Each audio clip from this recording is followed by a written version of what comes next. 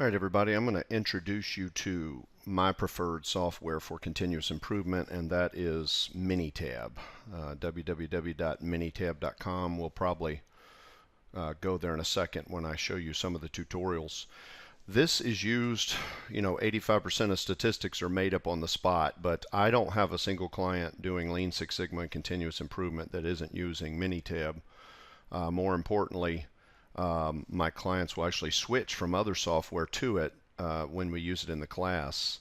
I think primarily because it's so user-friendly. With this software, you don't have to be a statistician. You just need to be able to find the right statistics. And I've created some roadmaps that'll hopefully help you with that. This one is called the new chart tool with buzzwords, which I'll provide. And just to kind of go through it, this section down here you would use for just a Y. So just your Y, you're doing probably either the measure or the control phase of DMAIC. And basically you just say, is my data continuous or discrete? And then is it in time order or not in time order? I also make a note that when data is in time order, you can do both. Okay, you can do a graphical summary, for example, and control charts, which would be your SPC terms. But if your data is not in time order, you can only do this section right here. The other thing I'd like to highlight is I think every statistical test has a buzzword that's associated with it if the person is saying it right. And if you can hear the buzzword, for example, when I want to do the measure phase for continuous data, I want to know if my data is normal. We talked about that with the Excel spreadsheet. Well, I've created a tab for each buzzword where I tell you where in Minitab you could go to do that. So for example, if you want to test normality, there's 3 places that I recommend, or 3 tools that you could use, and this would be the drop down. You'd click on Stat, Basic Stats, Graphical Summary. Then up here, this would be you have a Y and X's, and basically you would say, is my Y continuous or discrete? And then you would say, is my X continuous or discrete? And then you would basically, envision taking your 2 fingers, pressing one here, and then bringing them together. If you have a continuous Y and a continuous X, these are the typical tools that we use in Lean Six Sigma, scatter plots, regression, and stepwise regression. Now, I'm only going to cover 5% of statistics, but what's interesting when doing problem solving is these stats do 95% of the work. The advanced analytical modeling and stuff like that, is more used by actuarials and people like that. We don't really hit that very often in problem solving. So again, the buzzword is predictor if you were in this corner. So I can just scroll down on this little spreadsheet. There's the buzzword predictor. And then again, I tell you, you can go to Minitab Assistant Regression, and you would do that if you have 1 Y and no more than 5 X's. I see a little typo there. And then stat regression fit a model if you have more than 5 X's, and that would be stepwise. So I'm going to be referring to that as I go through Minitab. So here's Minitab. It's a cell-based worksheet. So anything you have in Excel, you can just copy and paste over. You would just click here. That's the key. If you have a column heading, you can't paste here. We are used to pasting in row 1 in Excel, but watch what happens if I put my name here. Watch what C3 does. It now is a text column, and maybe I want to put my weight for the last few days to show that I'm losing weight. The problem is this text is now classified as text, and it's always going to be that as long as a word's in there. Just like in Excel, I can highlight the column and hit delete if you happen to do that, and then just start over. And now I can put my weights in there, and you'll see here that this column is numerical. All right. I bring that up because if you ever say, I wanted to do something in Minitab, my data didn't show up, you might want to check first and see if you made that mistake. Minitab tries to mistake-proof you, using our lean term, poke-yoke. It tries to make it impossible to do the wrong hypothesis test. Okay. So, when we're doing Lean Six Sigma, we start off with what is your Y, right? I'm just going to make some notes here. What is your Y metric? All right, so I'm sitting down with a client, and I ask them what their Y is, and they say that it's the pin length for a component. I'm going to use a manufacturing example. And this is a small pin in millimeters that we use for, I'm going to make it something serious like an aircraft engine. All right, so I've got the Y, and then a lot of people forget this part. What is the question you want to answer? See, that will drive, really, going back to here, these are really the questions that people want to answer. And I find that people make hypothesis testing hard because they forget to write down the question. So once you've said the question you want to answer, so basically, how are we doing would be that question. Then you get the data to answer the question, right? And that would be our data collection plan that we talked about. In this case, they've already given me the data. So, you know, one of the powers of the data collection plan, though, is it helps me answer how it was collected. And I'll show you why that's important in a second. But basically, once you've got all your data, you determine data type. You determine if it's in time order. And you go from there. So I'm talking to my client. He says this is the length of the pins. I go, is this the last? Let me see how many data points we have here. Is this the last 100 pins off the line? And he says yes. And then I ask him, well, how did you collect this? Is each pin its own measure? Did you do 100 today? Or is this a subgroup? That would be very important in your time series training. If it's a subgroup, meaning what he's going to tell me is he's collected this simply 5 pins an hour. So rather than measure every pin, they've measured 5 pins every hour. So I've got the questions answered. Now, what I like about this question is, how are we doing? That's how business people tend to talk. They don't know the statistical way to answer that question, but the good news is the data type dictates what you can do. So I can go here, go back here. I'm just doing the Y. How are we doing? Well, it's continuous. Here's some graphs I could do, but this is my go-to tool in Minitab for the measure phase of the DMAIC. And remember, we're doing measure first, and then we'll do define, because I don't know if we have a problem yet. I also am going to give you a PDF that kind of maps out the define, measure, and analyze phase of DMAIC. And I can also look here. The first thing I want to do when data is continuous is the graphical summary. So let's just jump right into Minitab. I find it's easier to cover it by doing it.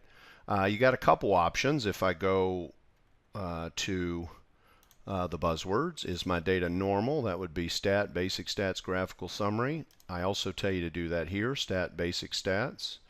There's also a wonderful feature in Minitab now called the assistant, which will do all this for you. So let's try all those paths. So first off, if you kind of know what you're doing, stat, basic stats, graphical summary, pin length, and I have no X, that would be an X. Whenever you see 2 boxes in Minitab, I don't care what it's called, the Y goes in the first box, and if you have an X, it will go in the second. So I hit OK. I just love how fast Minitab is, and my p-value is less than 0.05, so my data fails the normality test.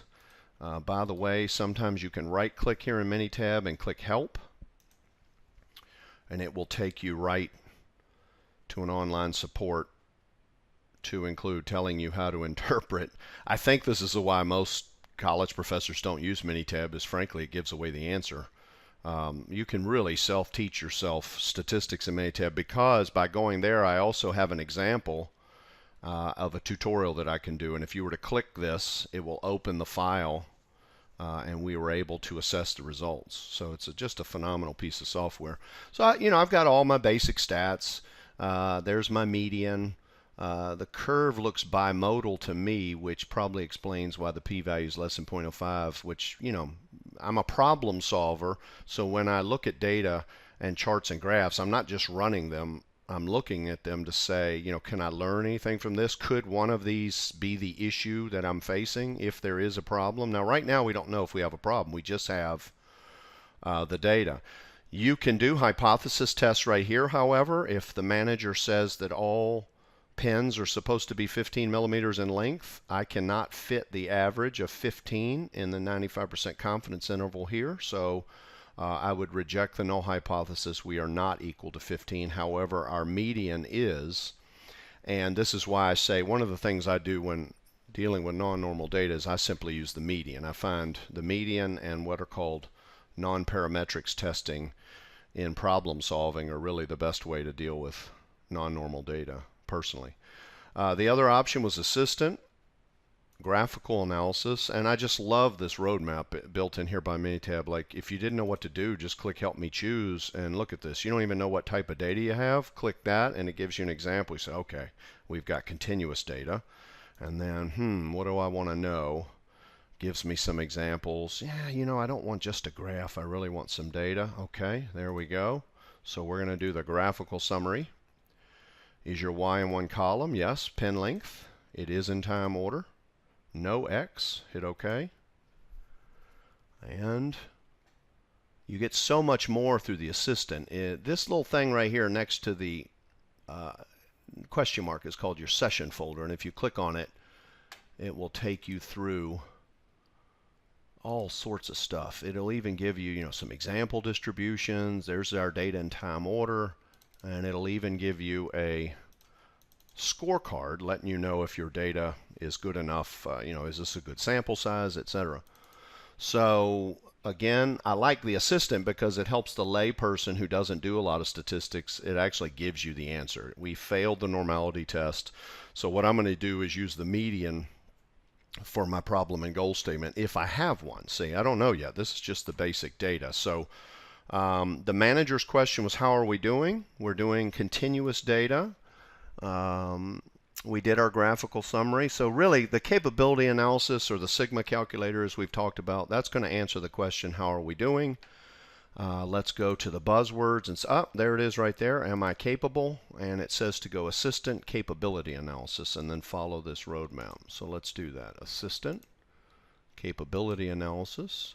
Our Y is continuous. All right.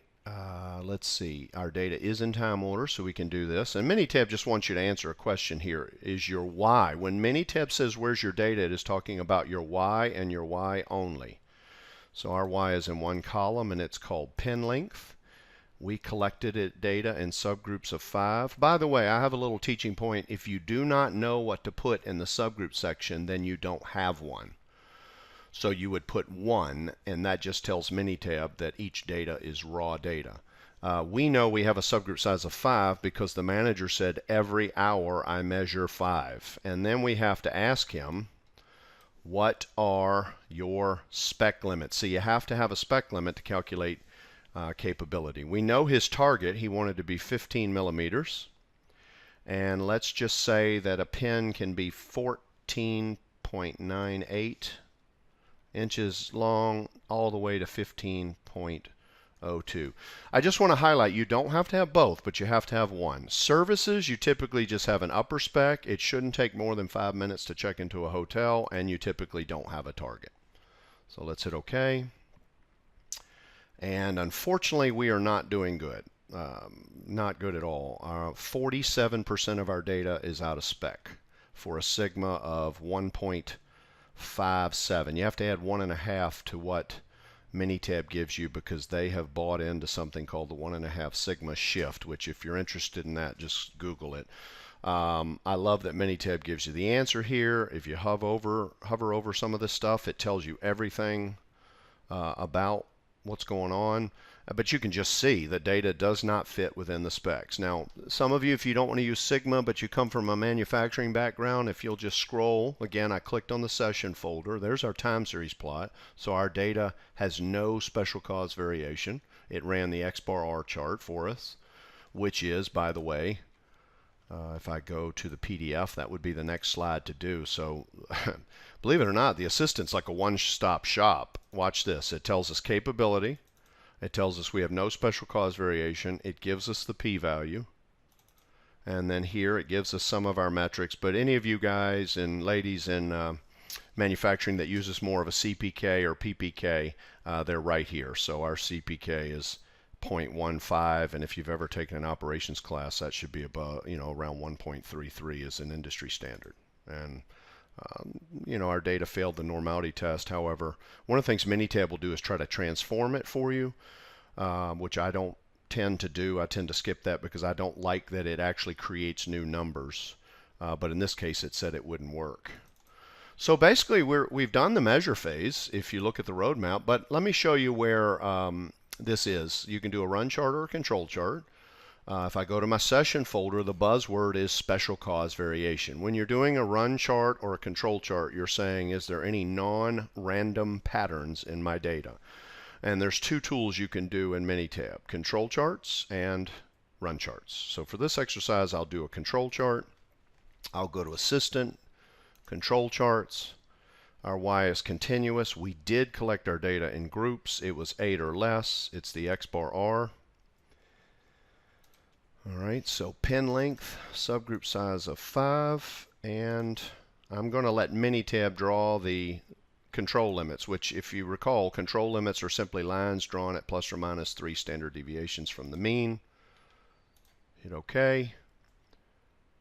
And we have a stable process. So here's the takeaway. We have a stable process that is not capable. All right, so we are not doing well. By the way, Six Sigma is not about reducing variation. That's not all it is. But this, in this example, we are on target. Although this is saying the average differs from 15. But remember, the median is 15. And by the way, that's a great example. The average says we're not equal to 15. Let's see if the median is. So I'm going to non-parametrics, which I believe is a whole course offered. I'm going to do the one sample Wilcoxon, which is the one sample t-test for non-normal data. Pin length. I want to know if we're equal to 15. And the p-value is less than 0.05. So I was deceiving myself by looking at the graphical summary. That's why it's, you can't just look at a graph and do a hypothesis. This is saying that statistically our mean and our median are not equal to 15. So this is why sigma and CPK were created, because going back to here, our real problem is that we're off target and we have too much variation. So what I would do now, how do I get a problem and goal statement if I'm going to use sigma? Well, I could go to Lee's 70% rule, right? Let me go back there. Should have had that open. All right, get that open. And what I could use is some benchmarking. So we want to make defects go down. So I'll go here. 472,840 out of a million. Okay, so down is good. So I'm just going to put 473,000. I have ADHD and I've already forgotten what that number was. Entitlement, 1.33 CPK is the best in class for manufacturing. That equates to 4.8 sigma, which is about 482 defects per million opportunities. And so we're going to try to get down to 142,000 defects. Another way you could do this is you could say we're at 1.57 sigma. And then that example up would be good. We're at 1.57 sigma, and the best in class for manufacturing is 4.8. And our goal would be to get to 3.831 sigma, which again, going back, equates to that example. So that is the measure phase for Six Sigma. So I would say problem currently, we are at 1.57 sigma, right? And our goal is to increase sigma to 3.831. Again, just to be sure, 473,000 was our defects. I could try that as well. 473,000. And I know, again, all I did was go to like a sigma table and look up 4.8 sigma, and that's 482-ish defects. So you could say the problem is currently we produce 473,000 defects per million, right? That's a very common metric for manufacturing, and we want to reduce to 142,000. Okay, so I have just done just a quick introduction into Minitab, and then 2, I just did the measure phase for continuous data using Minitab.